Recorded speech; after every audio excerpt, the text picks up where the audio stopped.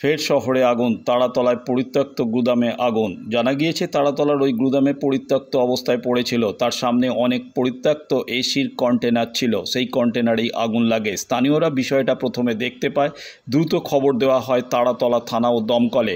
খবর পেয়ে ঘটনাস্থলে পৌঁছায় দমকলের 5টি ইঞ্জিন। যুদ্ধকালীন তৎপরতায় আগুন নিয়ন্ত্রণে আনে দমকল কর্মীরা। टाइमটা জানি না, लेकिन গাড়িটা রেখে দেখলাম হেভি ভয়ঙ্কর আগ লাগছিল। लेकिन কত পাবলিকরা এখানে জমা হয়ে গেছিল। এদিকে তোমাদের এর ভিতরে কোম্পানি মানে গ্যাস সিলিন্ডারগুলো ছিল, কাটাই হচ্ছিল। হ্যাঁ, তো এদিকে কাটাই হচ্ছিল, তো লেবাররা তার ছিল, ওরা বলছিল কি আগ লেগেছে, ওরা পালা। তো সোলার ছিল, জঙ্গলে ছিল 4খানা জঙ্গল, হয় তোমার 5খানা হবে।